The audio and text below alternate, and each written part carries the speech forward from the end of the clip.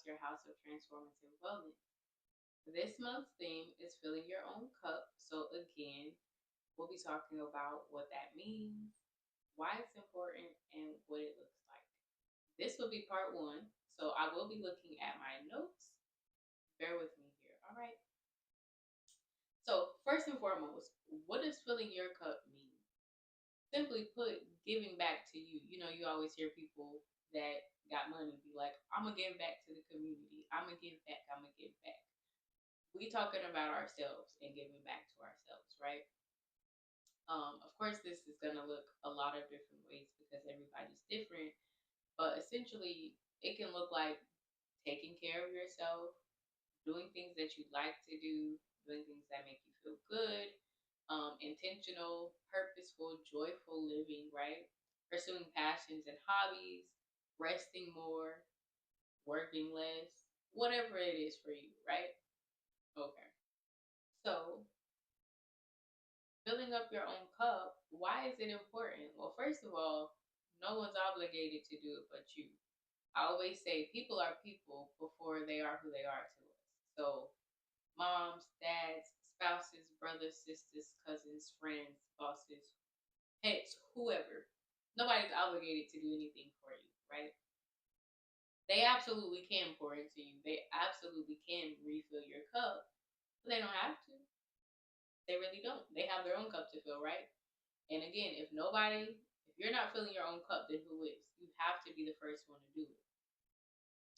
Also, you live this life. You're the only one, so why not make it the most comfortable, the most fulfilling for you, right? Why are we living for other people when other people don't live our lives? That's what this work is about. Pouring back into ourselves so we can get back to our true selves and live lives that we want to live. Simple and plain.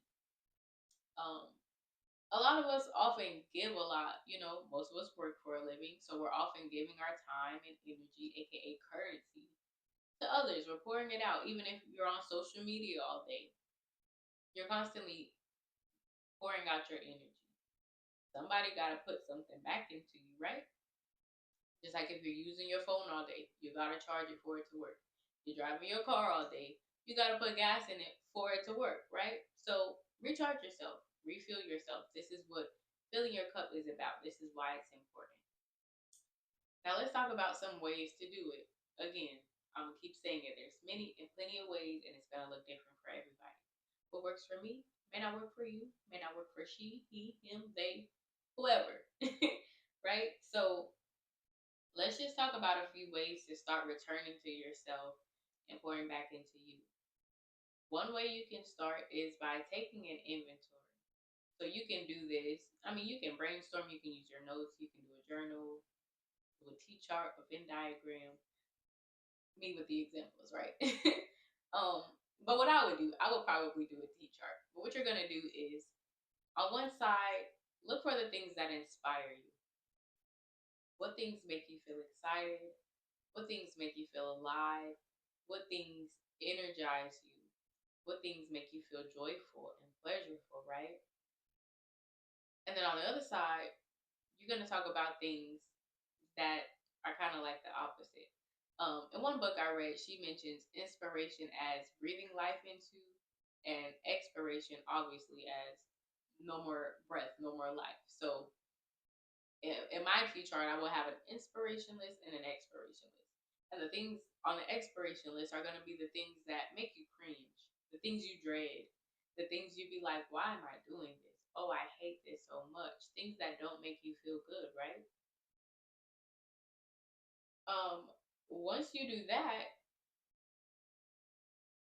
I want you to consider what it would look and feel like if you had more of the inspiration and less of the expiration. From there, you can start determining what things need to change, right? What things might need to be removed, adjusted, added, right? You know what works for you. You're learning this, and so you can begin to try out different things. Also, you may have to go a little bit deeper and do a little more shadow work, asking yourself questions like, why do I attract this? Why do I allow this? Do I feel worthy of this? Do I feel unworthy? Do I feel like I deserve more? How does this make me feel? Why? I implore you to do this shadow work and ask these questions because you really get, hopefully, to the bottom of why these things are even in your life, right?